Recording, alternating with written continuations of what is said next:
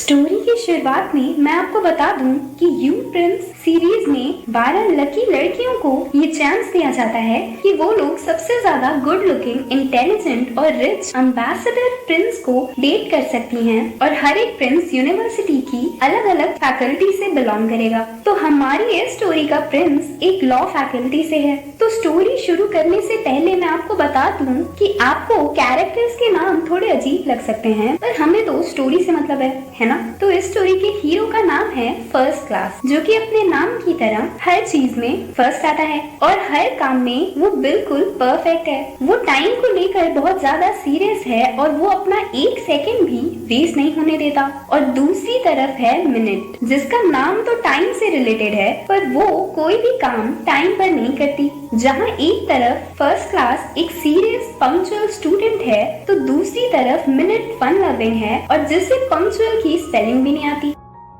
ये दोनों एक दूसरे को बिल्कुल पसंद नहीं करते, पर कुछ सर्कमस्टांसेस की वजह से इन दोनों को एक ही घर में रहना पड़ता है और प्रिंस मिनट को गुड मैनर्स सिखा के बदलने की कोशिश करता है। पर कौन किसे कितना बदलेगा ये तो आपको आगे पता चलेगा। तो एपिसोड की शुरुआत में 2 रिपोर्टर्स को दिखाया जाता है जो प्रिंस फर्स्ट क्लास का इंटरव्यू लेने के लिए दौड़ रहे होते हैं, क्योंकि वो लोग लेट जो हो गए थे। पर फिर उन्हें प्रिंस मिल जाता है, लेकिन वो कहता है कि वो लोग लेट हैं तो वो इंटरव्यू नहीं देगा। इस पर रिपोर्टर्स कहते हैं कि वो लोग रॉकेट की स्पीड से इंटरव्यू लेंगे, तो प्रिंस उन्हें 30 सेकंड का टाइम देता है। इस पर एक रिपोर्टर कहता है, अरे ऐसे कैसे, मैगी को भी बनने में 2 मिनट लगते हैं और यहाँ इंटरव्यू के लिए सिर्फ 30 सेकंड। पर प्रिंस तो अपना काउंटडाउन शुरू कर देता है। तो वो लोग पहला क्वेश्चन पूछते हैं कि वो हर सब्जेक्ट में 100 आउट ऑफ 100 कैसे ला सकता है। नहीं मतलब क्या आइंस्टाइन की आत्मा आती है उसे ट्यूशन देने के लिए। प्रिंस कहता है कि इसकी सिर्फ एक सिंपल सी ट्रिक है, और इस लाइन के बाद हम व्यूअर्स भी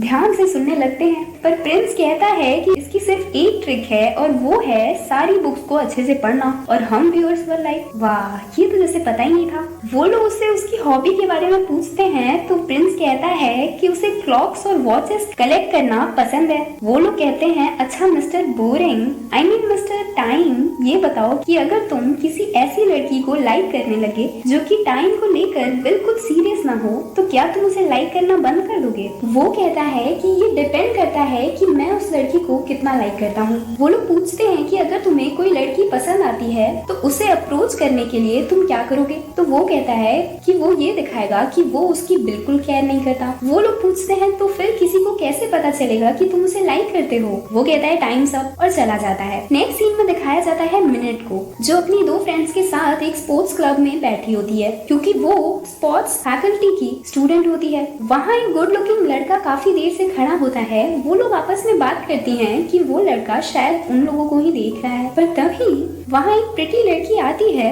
और वो लड़का उसके साथ चला जाता है। मिनट की फ्रेंड्स बात करती हैं कि आजकल गुड लुकिंग सिंगल लड़के बचे ही नहीं हैं। तभी उन लोगों के सामने प्रिंस फर्स्ट क्लास आ जाता है। मिनट की फ्रेंड्स प्रिंस के गुड लुक्स की तारीफ कर रही होती हैं, पर मिनट सोच रही होती है कि काश की प्रिंस उसे ना देखे। तभी प्रिंस उसकी तरफ देखता है और देखने से ऐसा लगता है जैसे वो दोनों एक दूसरे को पहले से जानते हो। प्रिंस कुछ बोलने ही वाला होता है, पर तभी एक लड़की आती है और वो उसके साथ चला जाता है। मिनट की फ्रेंड्स उससे प्रिंस के बारे में पूछती हैं, तो वो बताती है कि जब उसकी किया नाम की एक लड़की से लड़ाई हुई थी तो ये किया के साथ ही था। नेक्स्ट सीन में मिनट शॉपिंग के लिए जाती है और वो बहुत खुश होती है।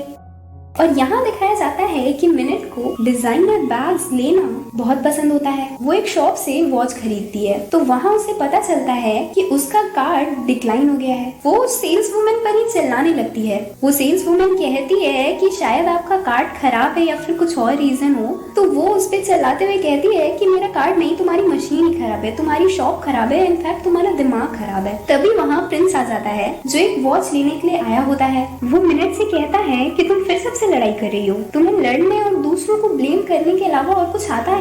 तो वो उस पर भी चिल्लाने लगती है कि वो उससे ऐसे कैसे बात कर सकता है, पर वो उससे पूरी तरह से इग्नोर कर रहा होता है। वो कहती है कि तुम मुझे जानबूझकर इग्नोर कर रहे हो, है ना। वो कहता है और क्या, अभी तक समझ में नहीं आया क्या। पर जाते हुए वो उसे नेशनल क्रेडिट ब्यूरो का नंबर देता है और उस पर हंसते हुए चला जाता है। मिनट उस पर चिल्लाती रह जाती है कि कोई इतना रूड कैसे हो सकता है। बाद में मिनट उस नंबर पर कॉल करती है तो उसे पता चलता है कि उसका अकाउंट बैंक में सस्पेंड सस्पेंड कर दिया है। तभी उसकी मॉम का कॉल आता है और वो उसे बताती हैं कि उनकी फैमिली बैंकक्रप्ट हो गई है और इसलिए वो लोग कुछ टाइम के लिए आउट ऑफ कंट्री जा रहे हैं। पर मिनट उनके साथ नहीं आ सकती क्योंकि इससे लोगों को शक हो सकता है और सबको इस बारे में पता चल सकता है। वो बिल्कुल शॉक हो जाती है, पर जब उसकी मॉम उसे बताती है कि उनका घर भी सील हो गया है और मिनट को अपने डिजाइनर बैग्स बेचकर एक रूम रेंट पर लेना होगा, तब तो उसकी दुनिया पूरी हिल जाती है और वो वही चिल्लाना शुरू कर देती है कि वो गरीब क्यों हो गई।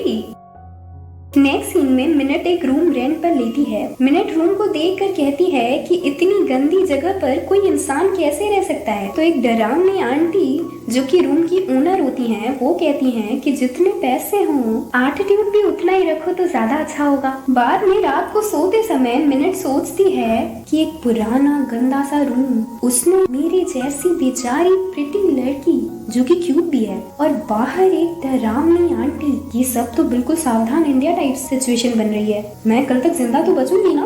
वो ये सब सोचकर डर ही रही होती है कि तभी उसका सामना कॉकरोच से हो जाता है और वो और भी ज्यादा डर जाती है और तभी वो और भी ज्यादा डरावनी चीज देख लेती है और फिर वो गेको उसके बेड पर चला आता है और मिनट चिल्लाना शुरू कर देती है और फिर वो डरावनी आंटी और भी ज्यादा डरावनी बनकर आ जाती हैं और बताती हैं कि वो गेको उनका रेगुलर विजिटर है और कभी कभी तो वो अपने फ्रेंड्स एंड फैमिली को भी लेकर आता है। ये सुनने के बाद तो बेचारी मिनट बहुत ज्यादा डर चुकी होती है और वो पूरी रात सो नहीं पाती। बाद में वो अपनी पुरानी लाइफ वापस देने के लिए गॉड से प्रे करती है। प्रे क्या, वो चिल्ला चिल्लाकर गॉड के कान खा जाती है। तभी उसे उसके फ्रेंड बीएम का कॉल आता है और वो उसे बताती है कि वो बहुत बड़ी प्रॉब्लम में है। बीएम उसे प्रिंसेस कह के बुलाता है और वो लोग पिछले 10 सालों से फ्रेंड्स होते हैं। वो उसे अपने घर ले जाता है और वहाँ वो चिल्लाते हुए उसे अपनी सारी प्रॉब्लम्स बताती है कि अब वो एक प्रिंसेस नहीं है, एक भिखारी बन चुकी है। उसके पास रहने के लिए घर भी नहीं है और उसे अपनी चीजें बेचकर रूम रेंट पर लेना पड़ रहा है और उसके रूममेट्स हैं कॉकरोच, छिपकली एंड फ्रेंड्स और उस रूम की ओनर है दुनिया की सबसे डरावनी आंटी। बीएम उस पर हंस रहा होता है। वो कहती है तुम्हें मेरी सिचुएशन पर हंसी आ रही है। वो कहता है मुझे तुम्हारी सिचुएशन पर नहीं, तुम्हारे रिएक्शन पर हंसी आ रही है। तुम एक रोमांटिक कॉमेडी ड्रामा के लिए बिल्कुल परफेक्ट हो। फिर वो उसे अपने एक सीक्रेट के बारे में बताता है कि वो एक सेलिब्रिटी को डेट कर रहा है, पर वो सेलिब्रिटी बहुत फेमस है, इसलिए अभी वो लोग इस बारे में किसी को बता नहीं सकते क्योंकि इससे उसके फैंस बहुत नाराज हो जाएंगे। तो इसलिए उसे